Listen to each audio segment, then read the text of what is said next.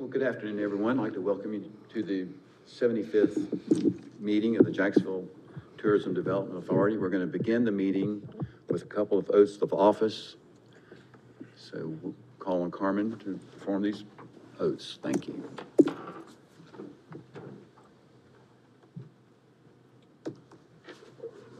Do I need my glasses, Carmen? All depends. Bible. I hear better. Councilman Thomas. I hear better with my glasses.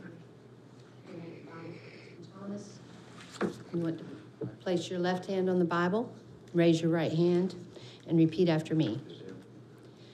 I, Randy Thomas, I, Randy Thomas, do solemnly swear do solemnly swear that I will support and maintain that I will support and maintain the Constitution and laws the Constitution and laws of the United States of the United States and the Constitution and laws and the Constitution and laws of North Carolina, of North Carolina, not inconsistent therewith, not inconsistent therewith, and that I will faithfully discharge and I will faithfully discharge the duties of my the office duties of my office as chairman as chairman of the Jacksonville Tourism Development Authority. of Jacksonville Tourism Development Authority. So help me God. So help me God.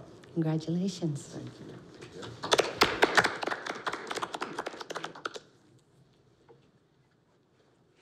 Raise your right hand.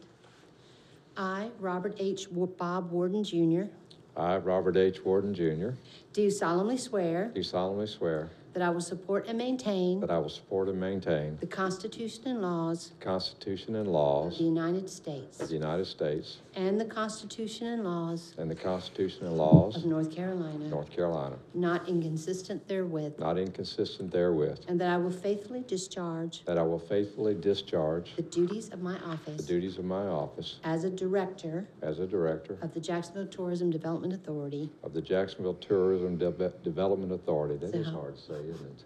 So help me God. So help me God. Congratulations. Thank you. Thank you. That's a wonder.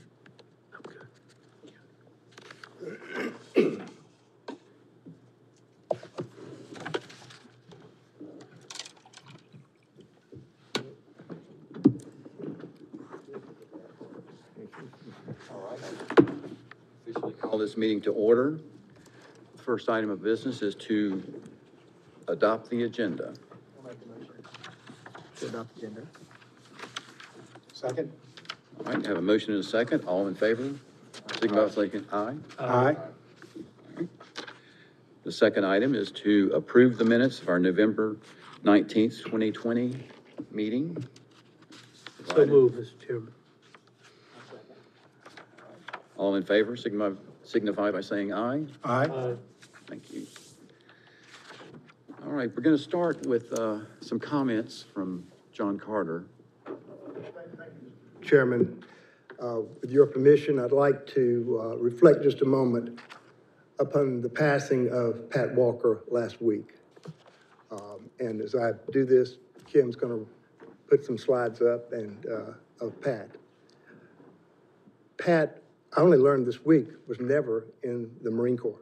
I'd always thought she was, but could you ever have thought of someone who could be a greater cheerleader for the Marine Corps and the veterans in this community than Pat Walker? We all know of her dedication to seeing the Vietnam Memorial Wall completed, as well as wreaths across America, etc. Some of those projects may not have been completed had it not been for Pat Walker. Amen. I think as I remember Pat Walker, it's always a word that comes to mind about people, but it's going to be tenacity. If you believe in something in your heart and your soul, and you know it's right for yourself, for your community, then do everything in your power to make that happen. Pat Walker exemplified that. And she did that even at the last meeting here in November, when we saw her virtually from her home. But just a moment to reflect on Pat Walker and the legacy that she leaves for this community and for the Memorial Gardens in particular. Thank you, Mr. Chairman.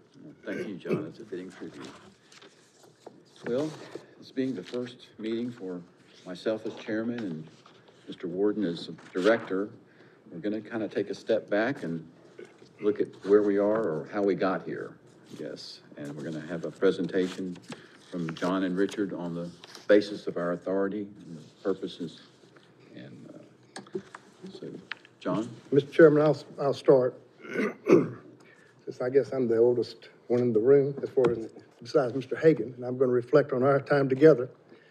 And I've submitted this in a written form as part of your agenda. But as far back as 2006, the Jacksonville City Council sought and had on their list of goals to get an occupancy tax for the city of Jacksonville. And I know from 2006 to 2009, Mr. Hagan and I, Glenn Hargett, and at one time several citizens, we all made multiple trips to Raleigh. Not only lobby our legislative delegation, but taking advice from our legislative delegation, talking to the chairman of the Finance Committee in the House of Representatives on one occasion. But it was in 2009 that this actually became a reality with the passage of the present law that was introduced by Senator Harry Brown. And Senator Brown introduced it, and it was became basically effective in 2010 when the council enacted the different resolutions. The particular one is Resolution 2010-15, which set up the authority to administer the occupancy tax funds. Now, the authority, I need to click, are you, or that, sorry, I talk and don't click too well, but I'll shut down with together. Okay. The authority, as set up, has 6 members. 2 members represent the business or the tax collectors, the folks who actually collect this. And that's mandated by the legislation. And 3 members have to represent the tourism promotion in the community. That would be 1/2 of the board. Now, and I know Mr. Davis represents one of those seats in a dual capacity. He is certainly a hotelier and collects a tax, but also is engaged in the community and tourism promotion. And that's fine.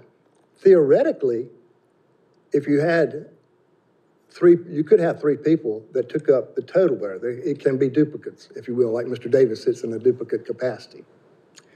And of course, we then have, therefore, it allows to have at-large members. And Mr. Thomas and Mr. Warden are at-large members. So again, members can fill several categories. The City Council appoints all members. All of you were appointed by the City Council. And the City Council appoints the chairperson. But it is you, the TDA, the membership, that selects your vice chairman, and Mr. Hagan serves as that vice chairman today. The taxation is on all room occupancy, and it's a maximum of 3%. As we'll talk about in a moment, the original law said you had to spend, of that 100% taxation, you had to spend 2/3 toward promoting travel and tourism and 1/3 toward tourism-related expenses, which we have in the past referred to as capital expenses. We had a flip. The flip occurred in 2017. It's hard to believe it's been that many years that it's already been flipped, if you will, where 1/3, again from July 1, 2017, to the present has now been dedicated to promote tourism and travel, and 2/3 tourism-related expenses or the capital expenses. I think it's important for me to read from the statute so that you'll know exactly the definition that the statute gives these terms. 1 second here. I thought I had it right here.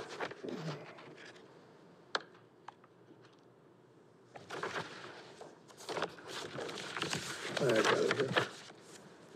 Here it is. I'm sorry, it's on this side. Okay. Promote travel and tourism. This is from the general statute. This is the definition.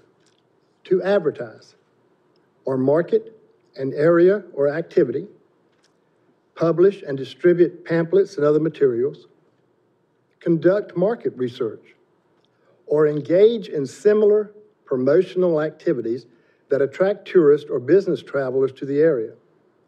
The term includes administrative expenses incurred in engaging in the listed activities. So that's straight from the state statute. As to that money, the JTDA, the Tourism Development Authority, spends it in accordance with that definition, and you have done that. You have spent it on supporting articles in publications, and you have spent it on the Sports Commission and putting heads on beds, again, for them putting out the different runs and different things that they have. So you all have spent that way, and that's what it is. You have the full authority to say how that's spent as long as it's in accordance with the state statute. Your role is to collect the tax, that, again, right now, 1/3 tax because of the flip, and to spend it in accordance with that statute. The next one is about tourism-related money, and let me again read directly from the statute. Tourism-related expenditures is defined as expenditures that, comma, in the judgment of the Jacksonville Tourism Development Authority, comma, are designed to increase the use of lodging facilities, meeting facilities, or convention facilities in the city, or to attract tourist or business travelers to the city. The term includes tourism-related capital expenditures. Now, this pot of money, again, can be used for anything pretty much, as long as you, in your judgment, as it says in the judgment of the JTDA, believe that you're spending it and you're increasing the use of lodging facilities, meeting facilities, etc., attracting tourists or business to the area. This is the money that you have been using and for signage, the wayfaring signs, you've seen those around town. That, again, it's been used for it. Looking at the slide, of course, as I've said, it's any authorized activities that puts heads on beds, basically, and it's for capital projects. Now, let me go back. This particular money is 99.9%, if not 100%. It's not just at your discretion to spend, because you don't have any place to spend it and put it at. And let me just give you a couple examples. You have gone back to the council because you need to put the wayfaring signs in the right-of-way. That's controlled by the city council. You've gone to the Sturgeon City and the council because, again, as you know, X amount of money is helping pay off the debt there. That again, has a three-party agreement, if you will, that capital expense there, and that money was borrowed for that. So again, the point here is for the expenditure of capital money, there's going to be another party to engage. Primarily, it's going to be the city council, but it may be another third party, just like it was with Sturgeon City. But again, by the definition itself, it says that you can use it for anything as far as you are attracting tourists or business travelers to the city. So it can be used for promotional purposes. Now, the flip that occurred, and I have hit that law in front of me here, did not change those definitions.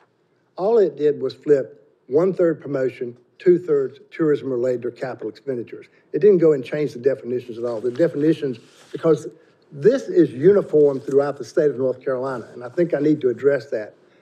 The legislature, many years ago, prior to y'all ever getting, or the city of Jacksonville ever getting an occupancy tax, put in place uniform occupancy tax regulations that they wanted to apply statewide. That's the 2/3, 1/3 language that I've been talking about. So someone would ask, what about the county? Are they bound? And the answer is no. Their occupancy tax was allowed by the legislature before the uniform provisions were ever put in place. So they are not bound by the same rules that the Jacksonville Tourism Development Authority is as far as how you spend the money.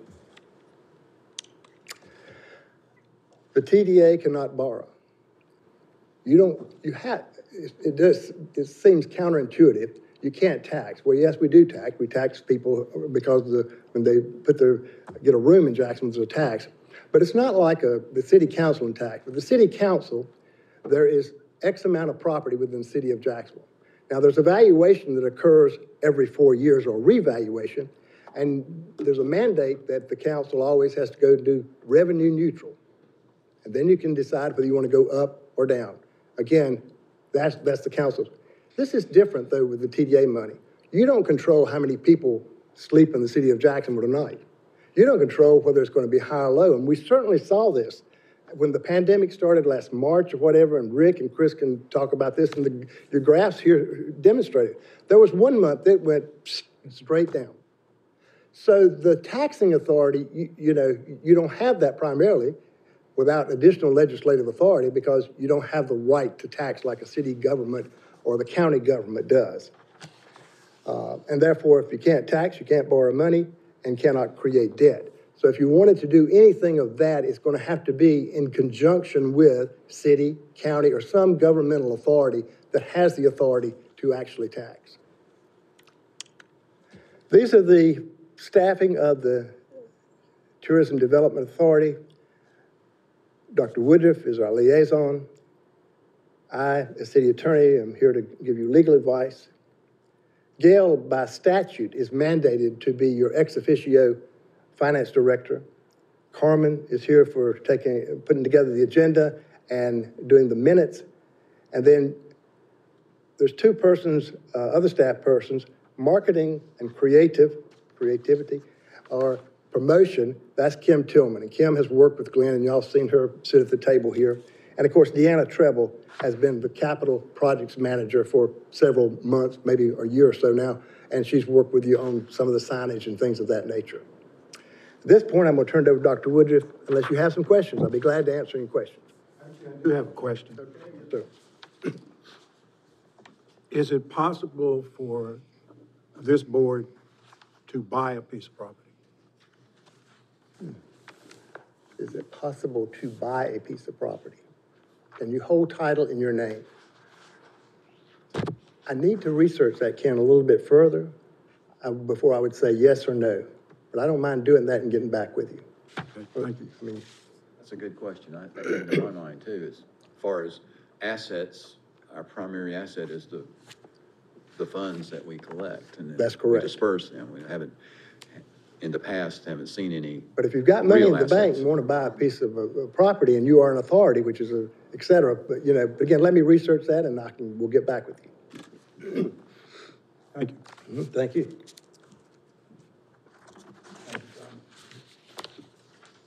Any other questions for John before we move forward?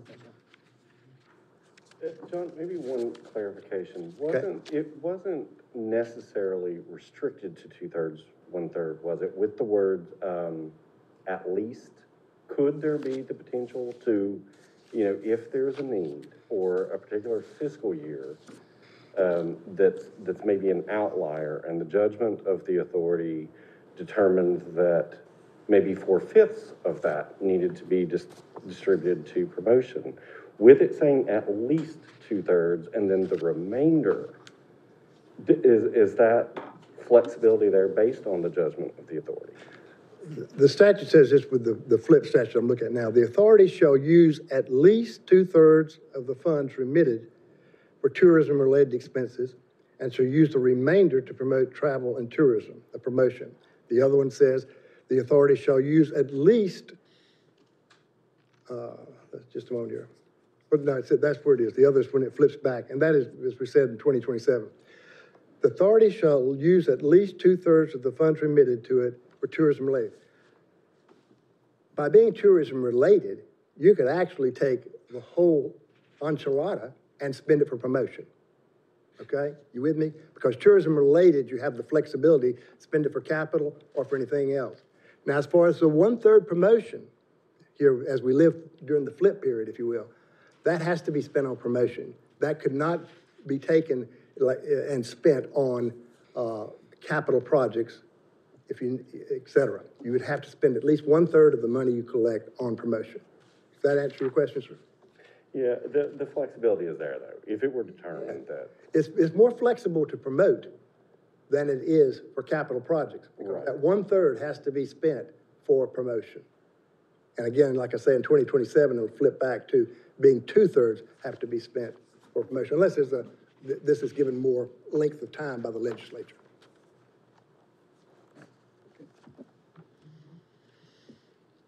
Any other questions for John? Thank you, sir. Okay. Y'all have met, as the agenda says, this is your 75th meeting, and you're to be commended for the fact that y'all have been very dedicated to this. Practically everyone who sits on this authority has a full-time responsibility. While certainly Mr. Warden and Mr. Hagan are to a degree retired, we know that they have a lot of things to do. So one of the things that we wanted to discuss with you today relative to your meetings is really the organization. Now, for a while, because of COVID, we're going to be meeting in this room. We hope that in the near future, who knows when, we'll be back in meeting room A and B. To me, it's a much friendlier environment there. It's easier to discuss things, but in order to comply with social distancing and also to hold down the city's own rule of trying to limit meetings to no more than 10 people, recognizing the governor allows more, the city tries to hold meetings to 10 or less.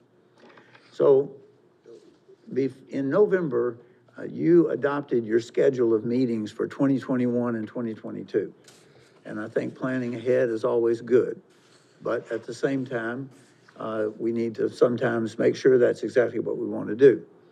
So for 2021, 8 meetings are proposed. And they're proposed to continue to be on the last Thursday of the month at 1:30. What we'd like to do is spend a minute with you and get some feedback on whether that's really what you want to do or not. For example, there are options. You could continue meeting the 8 months that are scheduled. You can continue meeting at 1:30 in the afternoon on the last Thursday of every month. I know from my discussions with Mr. Thomas and Mr. Warden that for convenience in their lives, a later starting time is a better thing. Now, Mr. Wright, as an attorney, I don't know whether in your case, you have a break in your court system so that, of course, the courts are difficult right now. But one option would be to say, okay, we're going to continue to meet the last Thursday of every month, but we're going to move it from 1:30 to 3:30 and try to be out of here by 5. Another thing you could consider doing is changing it where you don't meet every month, but you meet every other month and change the time as you want. Or you could go to quarterly meetings. That's totally up to you. What we would like is some direction from you. From a staff standpoint, this is not our meeting, this is your meeting. And from a staff standpoint, we don't mind meeting at 7 o'clock at night. I mean, we are here to serve you. On the other hand, when you come to serve, you are taking your time away from your business. So what we're trying to do today is set the course to make sure that we're accommodating you as you do very important work for the community. So, Mr. Chairman, at this point, I turn it back over to y'all to have a discussion of what are your thoughts about, maybe you want to talk about time first, then you may want to talk about frequency, but that's up to you. Mr. Chairman?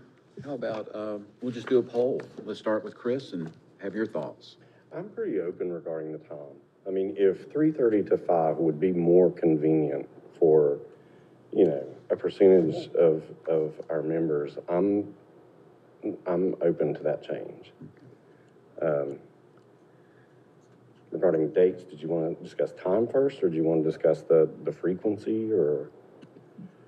Go ahead with the frequency then. I was looking at the options here for, bi-monthly or quarterly. I find it beneficial to meet monthly. I think it's good when we get together. I think we always have a lot to cover. I wonder what challenges, how much more would be added to the agenda if we were to change it bi-monthly or quarterly. To cover that span, would we need to increase the time, or could we do it in the same amount of time? And I always think it's good to get the feedback monthly of the work in progress and what we're hearing, how it's going, and that kind of follow up. So I'm open to time change, but I like the idea of doing it monthly.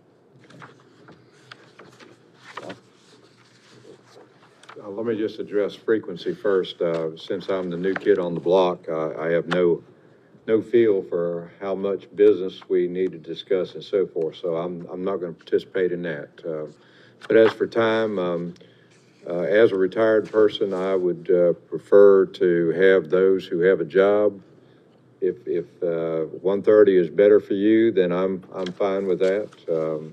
whatever is convenient for you from your work standpoint is okay with me. I'll work around it, but, you know, if y'all are okay at 3:30, I would prefer to change, but if 1:30 is better for your working situations, I'm certainly okay with that too. So that's all I have, Mr. Chairman.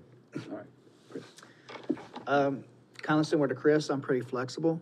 I can get out at 1:30, I can be here at 3:30. It's indifferent. 3:30 is probably sometimes a little bit better because of conference calls and stuff with my own job. But staffing-wise at work, I'm flexible. Bi-monthly is probably fine. I'm fine with that. I don't, quarterly I don't really prefer, but either current or bi-monthly. Ken?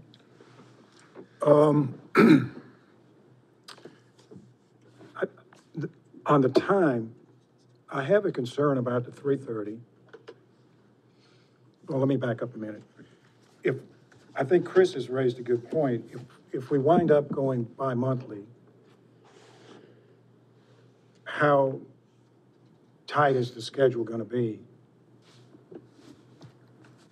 The 3:30 to 5 bothers me a little bit because at 5 o'clock, most people, the building kind of empties, and I know what the manager said, and I concur with that.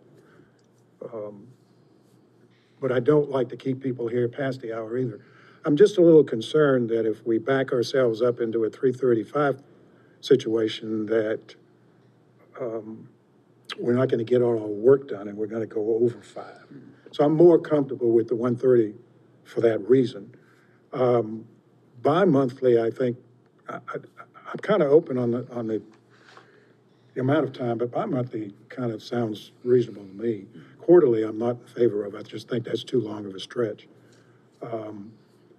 So my preference would be bi-monthly at 1:30 for those reasons. And by the way, I base the 1:30 a lot on the time that we've spent on various items down through the years. Right. And we've had, of course, early on, many meetings that went 2-3 hours because of the workload that we had in front of us.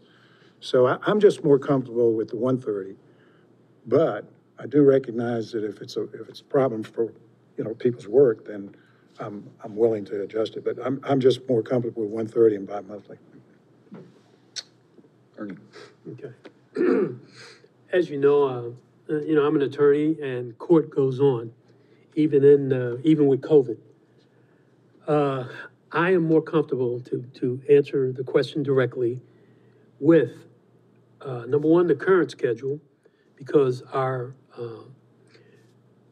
tax or the revenue that we receive comes in monthly. And I really think, as someone said earlier, we need to be aware of what's coming in on a monthly basis. So I'm sort of against quarterly and bi-monthly.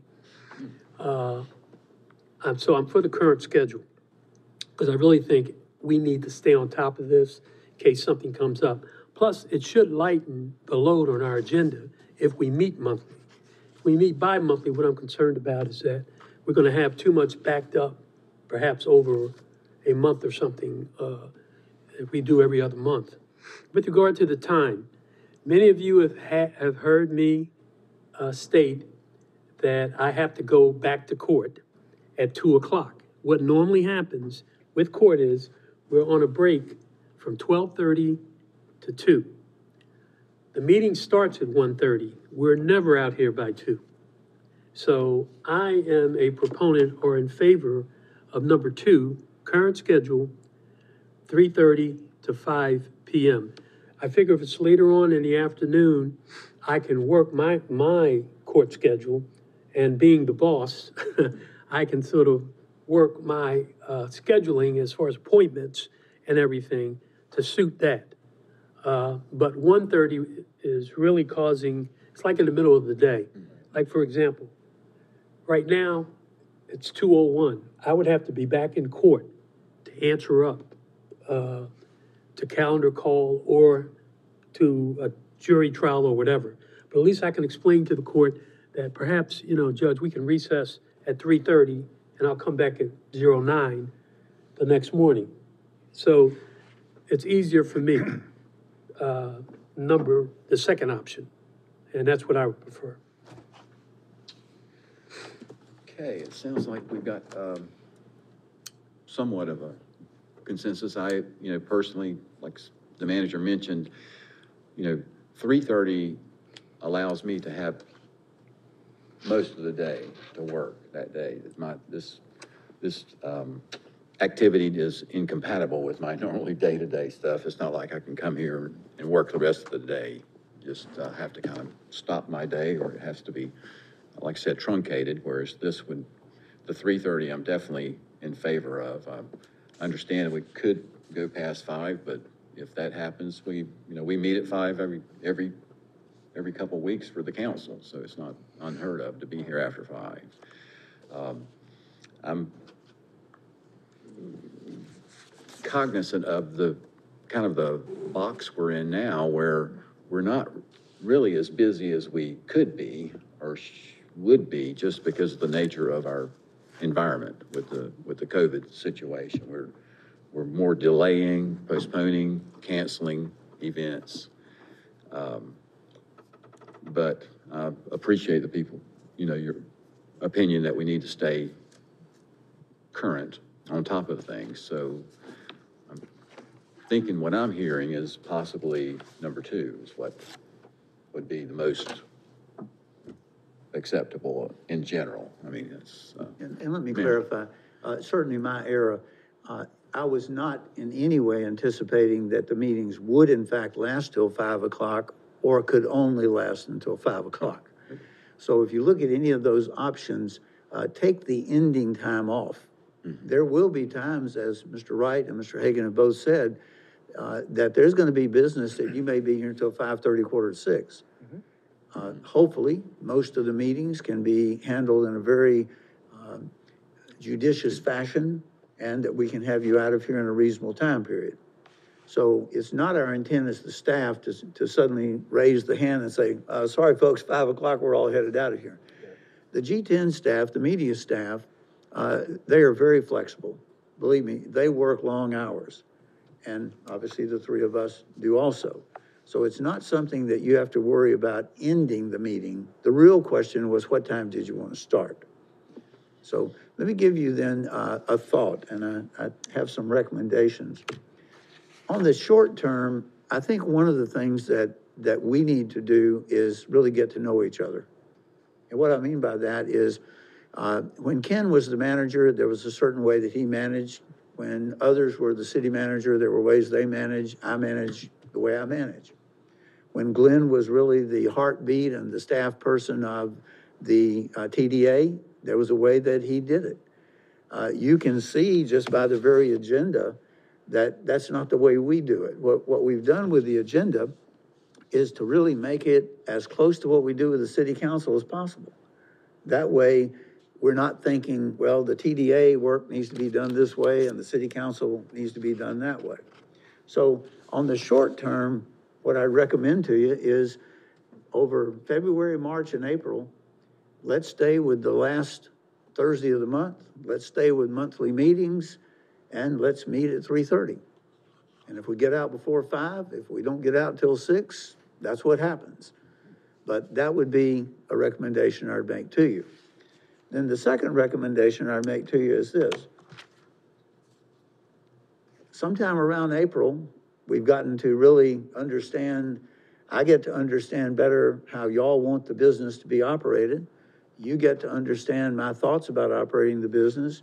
And at that point, you can make your decision of staying monthly, quarterly, bi-monthly, changing the time back, whatever. So it's a short-term plan with a recommendation that we figure out the long-term plan a couple of months into our new staffing and responsibilities. Is that reasonable for you? Sounds like something we can Works try. for me. Yes. Yeah.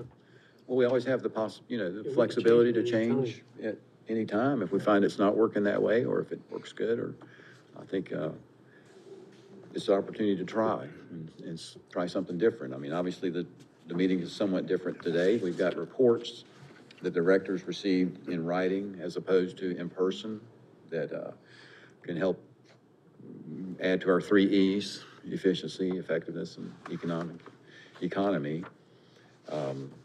Do we need to have a motion, I would Yes, sir, think? I think for the records and public notices we need the TDA to, at least adopt the short term if that's what you would like to do. And that'll give, is that fine with you, Carmen? Give some, so we can make sure the notices get out properly and so forth. I see. And I'll make the motion to accept the recommended short term for the meetings of February, March, and April to stay as they are, except for the time being 3:30 to 5, and the last Thursday of each month. Second.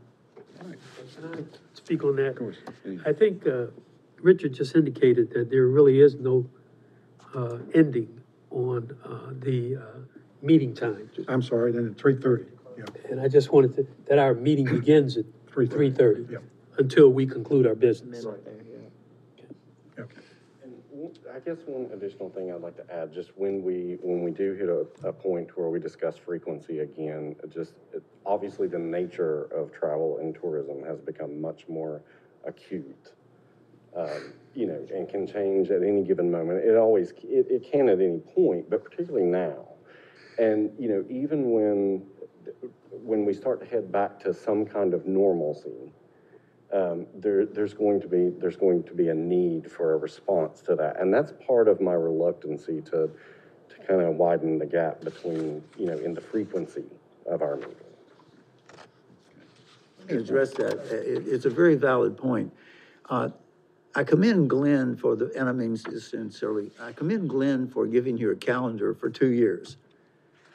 I'm gonna tell you, in my world as city manager, and Ken remembered this when he was city manager, you're lucky to figure out 2 days in advance. So that's why I'm recommending a short term. We may find that come summer, that everything, because many, many people, I mean, right now, the county's to be commended, we're getting about 1,000 vaccines a day. Now, there are 200,000 people in the county, so it's gonna take more than a week to get everybody vaccinated. But, Mr. Davis, you're correct. There's gonna be a point that we are gonna get back to something other than what we have today. That's why my thought, and the way we work with the city council is this: we tell y'all how much business we think is ahead, and based upon that, we set our meeting schedules. Having a 2-year schedule adopted, that's great planning.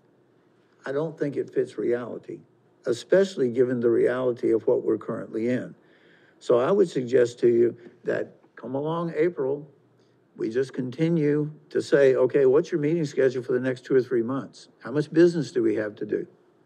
And if things are really wide open again, and we can really begin to push out tourism promotions and things that can bring heads on beds to this community, we may be back here saying, folks, we need to meet every month for the next 3 or 4 months. Or we may be saying, because of where we are, there's not a lot going on, and therefore, do you want to meet every month? Or right now, do you want to wait until, May or June to have your next meeting?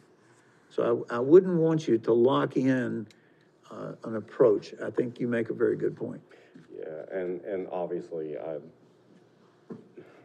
in the industry, represent tax collection. So that will always be the priority, and I'm always open, to any changes of that nature that we need to make that's going to benefit the community. But I just think it's going to be so much different. I think, particularly with strategies, with marketing and promotion, I think all of that's going to change, and I think it's going to be an interesting year in that area. But of course, I'm open to any changes that work well for the work that we're doing. Any more comments, discussion? Have a motion and a second. All in favor? Aye. Aye. Opposed? All right, motion carries. If I could, let me give you some additional recommendations for us to think about. Mr. Davis has mentioned a strategic plan. I've read the strategic plan. I've also talked to Ms. Dozier. I've also talked to Ms. Beecham, certainly with other staff people. And over the last several weeks, I've had the opportunity to meet by phone with Scott Smith of the Sports Commission, with Paula and directors from Sturgeon City, with Lorette and Salem relative to what they do with the chamber. And we're setting up others, and the purpose of that was several-fold. Number one was to really help them educate me and make sure Gail Maids and Kim, who are also on the calls, that we're understanding what their current funding is and what their current responsibilities are and what their current activities actually are. And that's been very beneficial to me. I think that it is important for us, as soon as we can, to get with the local hoteliers.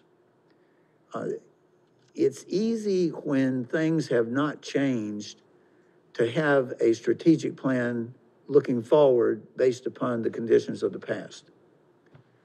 It's very difficult at this point to determine a strategic plan for the next year. And I think one of the recommendations, and I don't have a date up there, you'll notice, I think at an appropriate time, we need to have a meeting where we invite the hoteliers to come in and really have a good work session. Now, I recognize that the two of you gentlemen that you represent the hoteliers.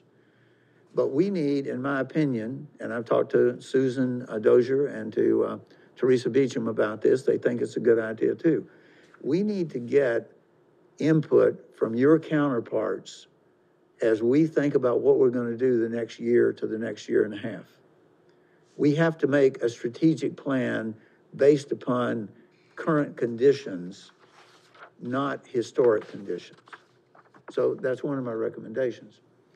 Another thing, as John pointed out, there are things that the TDA would like to accomplish from a goal standpoint. If Mr. Hagan is correct that y'all can buy a property, that's good. That will be an interesting research.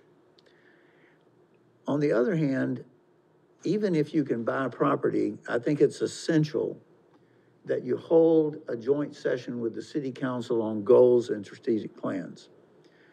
What's been happening in the past has been very beneficial. It's been an update. And there's a difference between getting a quarterly report versus having a dialogue. Many of the goals of the TDA are also goals of the city council, and that's to build things.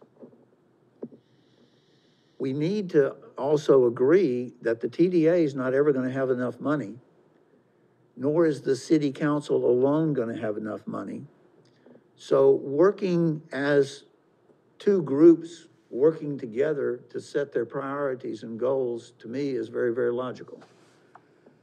Now, I'm certainly not suggesting, again, because of COVID, that we have this joint session in February. But these are ideas that I want you to give consideration to.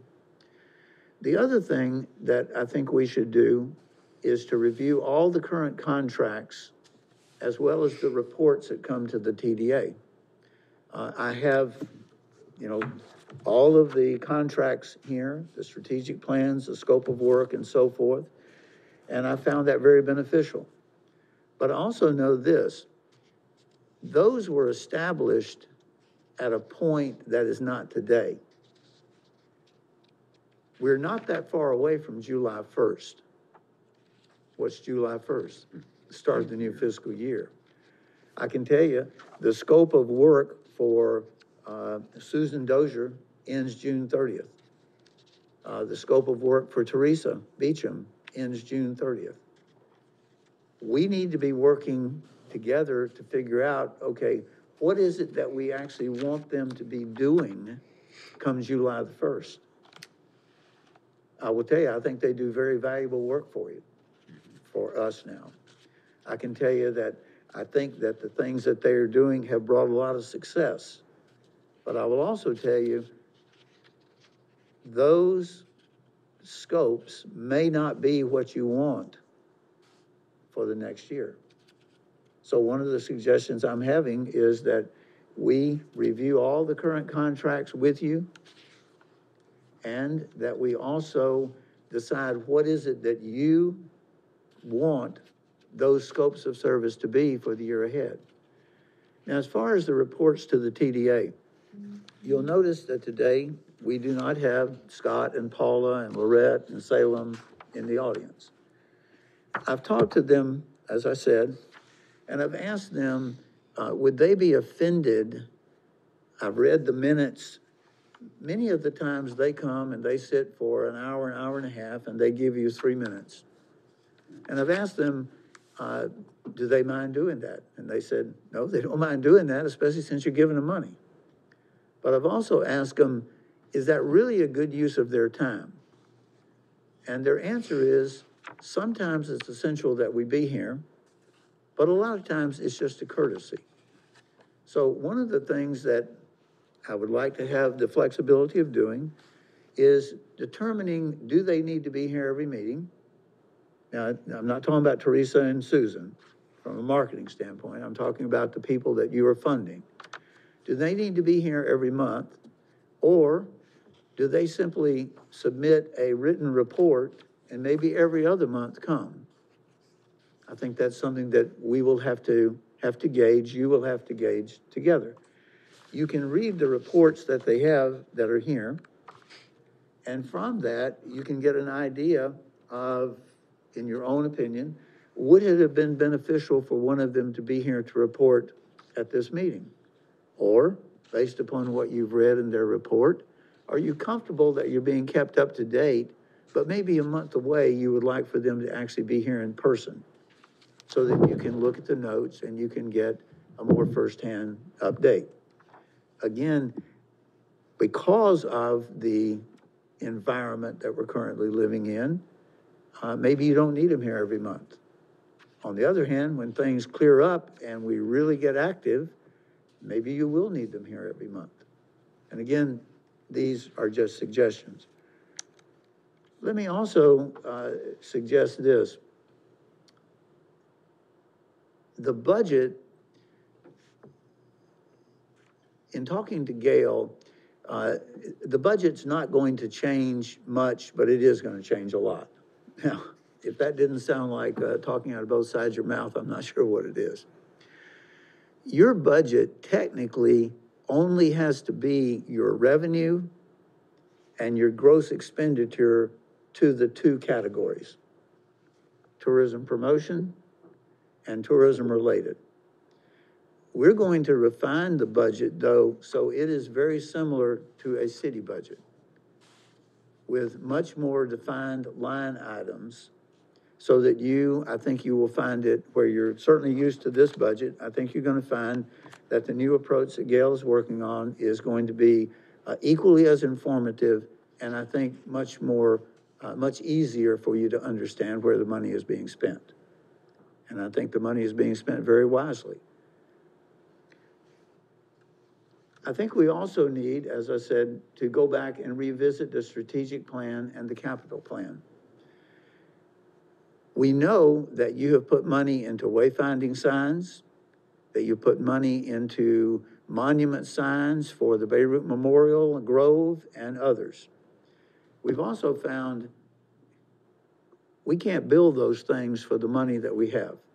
So maybe we need to decide to build them a different way. Maybe instead of having a sign of such magnitude out at the Grove, we come back together and say, look, we need a sign out there, but does it need to be a $200,000 or $300,000 sign? Maybe it needs to be something else. But what I want to do is visit the strategic plan, make sure that y'all are on board for the rest of this year with it, and then also make sure that you're comfortable with us bringing back some alternatives relative to your capital plan. The other thing that we would like to do is this. The terms pink and green money are not in the law. It's not in the law. Because we believe, and you believe, in open government, we need to use terms that the public can understand and that the public can understand the basis for it. Now, you're welcome as citizens, as members of the TDA, to use the term pink and green if you want to. What I'm going to say to you is the staff from this point on, and in your budgets from this point on, you will hear promotional money, and you will hear tourism-related money. I have to admit, the slide up there says capital money. It won't say that. It will say promotional money, and it will say tourism-related money. Why? Because those are the terms that are in the law. And that can keep us all grounded so that we make sure that we are categorizing the money the way the law says we're supposed to be categorizing it. Now, those are my thoughts. What I'd like to do now is have any general discussion you want on these or anything else.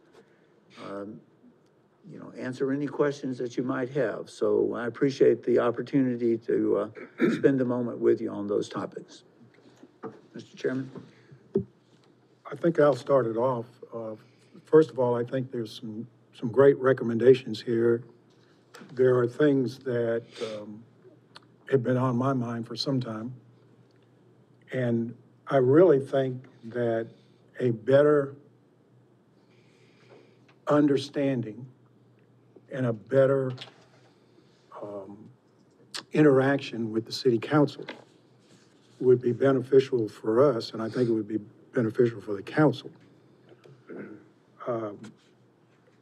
In the past, and I'm going to be very blunt here, in the past, I've personally felt like the city has come to this board with projects, all worthwhile projects. I don't question the projects, backwards, in that we should have had some dialogue before the request for funding, as opposed to, I got the feeling that we were being asked to do something that had already been decided.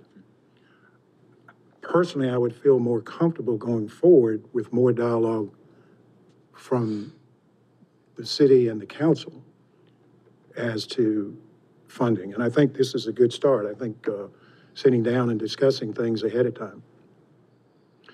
As far as the various organizations, such as the Sports Commission in Sturgeon City and those folks coming to us, that's a historical thing that occurred from the viewpoint that in the past, and I agree with you, the world's changed and we need to change with it. But in the past, it was always the position, and John, you know this, that those that get money should report to the people that give money. And a lot of times it was really unnecessary because, as you just pointed out, they're just giving a report. But the feeling was that they had to be at the table.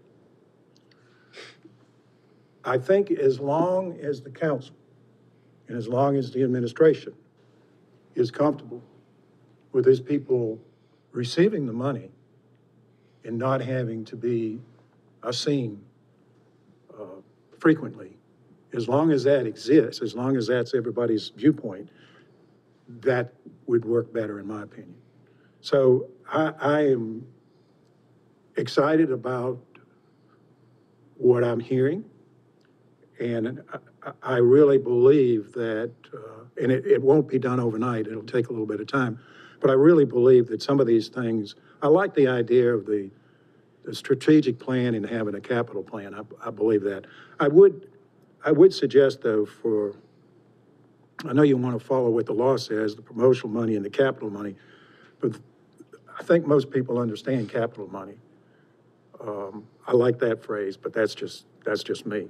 So I've been a little long-winded, I understand that, but I wanted to give some thought to why we did certain things and what we need to do going forward. And I think just better communication, better understanding of our goals would help both the council, in my opinion, and both in this organization as well. So thank you for this. I call it a new day, so we need to go forward. Great, thank you, Ken. Others, comments, thoughts? Well, I want to follow up on what Ken says regarding the use of pink and green money. I do agree. I mean, the statute is quite clear. It uses the term, from what I can see, tourism-related expenditures and tourism promotion expenditures. So you got promotion money and you got capital money. That's pretty clear for the public. In other words, tourism promotion expenditures is promotional money. Tourism-related expenditures or capital projects is capital money. So I like that. I like that simplistic use, especially when you're talking about monies and where it goes and everything like that. I do agree that we do need, and since I've been on the board, I can't recall us sitting down with city council across the table and conferring with anything. Most of the time, what I saw was we got a project put in front of us. Basically, this group wants $50,000. Where'd that come from? Who generated that? What is that all about? You know, I had questions, but I didn't question it at the time. So I think communication between us, I think, is of utmost importance so that we can kind of fill each other out. You know our thoughts, we know your thoughts, and I think that would make things run a lot smoother. The last thing, and I'll close on that. I'm a firm believer that if you submit a written report, and I understand that report, and I concur with that report, I don't need you here regurgitating that report again. If I have a question on that report, then I'll ask that you come forth and, you know, answer my questions. As was stated, perhaps not show up monthly, but the next month, bi-monthly, come in and, you know, if I have a question, you'll be here the following month to answer that. But I do agree with you because I'm a business person and I operate my business. And I'm not saying people are clocking hours. Don't get me wrong. However, I would rather them be working, earning the money that I pay them, as opposed to just sitting here, So I do agree with filing more reports. Let us read it beforehand. Then if we want to address a certain issue, we address it. Not just show up just to be showing up. That's it. I agree with that point exactly. I think I'd like that flexibility to where, you know, if it was requested, you know, because a lot of times you can look at data, and as Rick knows, you can look at data, but then there's a certain aspect of it that goes along with that local market intelligence that you really get through that verbal interaction. And John, one thing I'd like to clarify, since we're back to the two different categories of the promotional money and the tourism-related expenditures, because I want to make sure that I understand this clearly. To me, it seems like there's a little bit of a flexibility with the tourism-related expenditures, with it being defined as, you know, expenditures that in the judgment of the authority are designed to increase the use of large facilities, meeting facilities, or convention facilities in the city, or to attract tourists or business travelers to the city. And then it ends with the term includes tourism-related capital expenditures. Yes. And so there is somewhat of a flexibility, correct? If there was a need to shift there money. is flexibility with tourism-related money, period. You do not have that flexibility with promotional money. Promotional money, whether it's 1/3 or 2/3, you have to spend that for promotion. With the tourism-related money, you can spend that for capital, you can spend that for promotion, you can spend that for whatever, as it says in whatever the statute says, in the eyes of the TDA, puts heads on beds, to paraphrase it, then you can spend it for that purpose. Tourism-related money, you have much more flexibility with than the promotional money. So right now, you've got to spend only 1/3 for promotion. And again, that doesn't change until 2027. If it changes then, depends on what the legislature does. Does that help? It does, and, you know, so essentially within a given fiscal year, if there was a need to technically Yeah. If the best thing that the authority had felt was needed was to shift 4/5 to promotion, you could. Oh, yes, sir. Okay. But that's not what history has taught us. The reason for the flip is because we didn't, or the TDA didn't feel like you had enough of the tourism-related money, because you have different capital projects that you wanted to consider, and you couldn't really consider those with just 1/3 for tourism-related. So that's what the history tells us as to why it got flipped, to give an opportunity to bank, if you will, or to have more money in the tourism-related / capital money there. So essentially, this current flip and the way it stands now could provide an additional benefit to us, in addition to the thought and the language used at the time in a post-COVID world. It could provide, additional options being the way it is. It can provide additional money for the tourism-related money can be used in the discretion of the TDA for projects, promotion, et cetera, as long as you're doing it in good faith to make sure that you put heads on beds, or you're putting in a capital project that you believe will bring people to your community or keep them here for an extra day or two, whatever you think. But again, you're entrusted to spend that money in accordance with that language. There's flexibility there. If I can, let me just make sure I'm understanding what both of y'all are saying, because this is an important point. Let's just say for discussion purposes that in a year, you collect $900,000. The way I'm interpreting what John is saying is you must spend $300,000 of that on promotion. The other $600,000 you could also spend on promotion if you wanted to. You could spend the full $900,000 on promotions. Correct. On the other hand, you must spend $300,000 on promotions, or you could spend the full $600,000 on a capital project. But what you can't do is spend all $900,000 of it on a capital project. Now, am I interpreting what you're saying? You're correct. That's correct. Because it shifts the other way. I'm sorry? It shifts the other way you could shift from capital to promotion. Yes. Right. But how broad is that? I mean, could that, would that include staffing? Let's say there's a need to source someone to come in, be it to write an article, could it include staffing or things of that nature? Well, let me answer the question because of the conversations that we've had with your consultants. Also the conversations that we've had with the organizations that you're funding.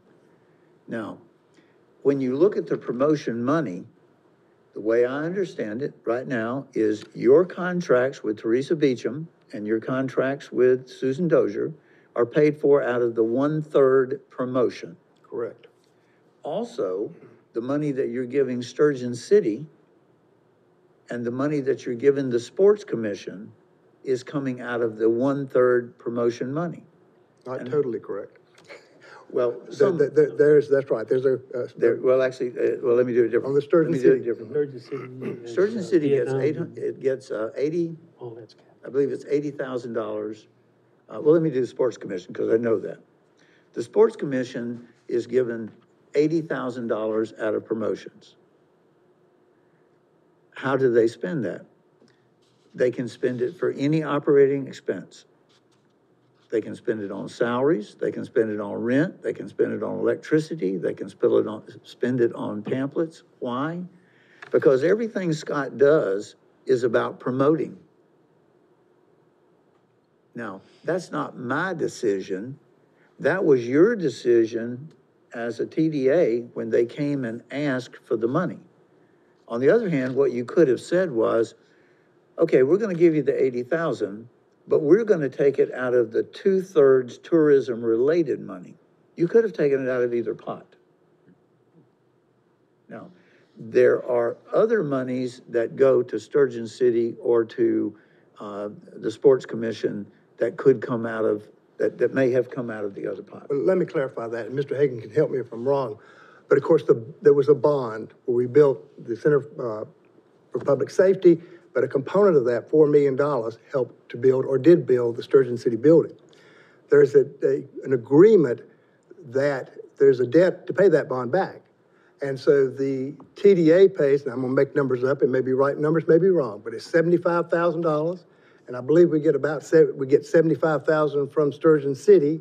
And so again, that's 75,000 to the TDA to pay their portion, 75,000 from the TDA to pay for that, toward that $4 million debt is coming from capital money, because that is a building that we are repaying. Are you with me so far? There is an additional money, and I'm gonna make up numbers here again, let's say 30,000 or more than that, that goes to the Sturgeon City for programming. That's from the TDA. So that's why I said there's a truth to it, but it's not totally. There is capital and promotional that the Sturgeon City factors in. You're correct. You explained it. It's 150 from the, Yeah, it's it's 150 150 from debt the obligation. authority. 70, it's 75 from the general fund and 75 contributed via their fundraising. And like you said, but then there is additional money through the year that's Yes. separate. It's a total of 300 a year for, well, it's not as many years as it has been, but it's going along. We're chipping away at it. Right, it's great. And thank you, that was very clarifying. I mean, that was, I would like to point something out while we're in this discussion. And the city manager is gonna have to be the one that plows through this. The flip in 2017 was 10 years. We're 4 years into it. That concerns me. Because I know how long, I know how government moves. It moves at its own pace. And 4 years into a 10-year may not sound like much, but it's big. So my concern is, and I'm gonna continue to use capital money because it flows from my mouth much better. My concern is, and then I have a question for you, is we need to come up with what we're going to do with that money before too much longer. Now, the second part of that statement is, John, when this money goes to finance and it sits in their piles, and we're talking about 2 piles. Yes. How long can it sit there? I don't know if there's any, and I'll certainly defer to Gail, and she's not here. I don't know that there's any requirement that it be spent within a particular period of time. I believe that there's probably money in both those accounts that was generated and received by the TDA prior to the flip. That's correct, there is. So we're looking at money sitting there for at least 4 years already. But again, I know of no requirement that you spend that money within a certain period of time, sir. Let me also address that. I agree with John's legal opinion, as I agree with all of his legal opinions. But Mr. Hagan makes a good point. And that's one of the reasons why I'm recommending that we have a joint meeting with the city council. Simple math. 10 years times $600,000, if you were able to get all of the 2/3, I'll use Mr. Hagan's term, capital. 10 years times $600,000, it's a lot of money, but it's not really. And guess what? When you take out the 150,000 and the other commitments that you have, you're only down to about $300,000 a year that you could send towards capital if you wanted to. And that's why I said from the beginning, there are goals that you want to accomplish physically, with a PHY, physically, that you want to accomplish, but you can't afford to, because you don't have enough money. There are goals that the city council wants to accomplish. Yeah, we can create the money, but we have to meet together to discuss where is that going to go. I also agree with John. I don't know if there's a time limit legally, but I think there is a time limit, what I'm gonna call ethically. When we collect taxes, people expect those taxes to be spent. Now, it is important to have a savings account. But when you're collecting taxes every night on people who stay with you, I think that as a hotelier, you have a right, maybe not a legal right, but you have a right to expect that money to be spent and to know where it's gonna be spent. So I think Mr. Hagan brings up an excellent point. Holding the money and letting it build and build and build without really having a dedicated plan that says, folks, here are the, whatever the number's gonna be, 3, 4, 5 projects. And that's one of the things that I've thought about with the capital thought. City council and you need to get together and decide, what is it that we can spend that money and city money together on that will actually bring people to this community? Now, we know, and talking to Susan and Teresa, Susan Dozier and Teresa Beecham, I think you would agree that the number one reason people come to Jacksonville as a city is what? Mr. Young, what's the answer? The base? The base. So part of having these strategic discussions with you and the hoteliers and then with the city council, it's nice to have a spending plan, but to me, it needs to be a spending plan, if you know what I mean. We need to move on with some of these things. I don't know the exact number, but I believe currently you have about $3 million in the 2/3 reserve. I will also tell you that right now, under the borrowing interest rates, which are extremely good because we're refinancing a lot of our former debt, we're able to refinance 20-year debt and not extend it out 20 years, but debt that we've had on the books, we're able to get it down to 1.5%.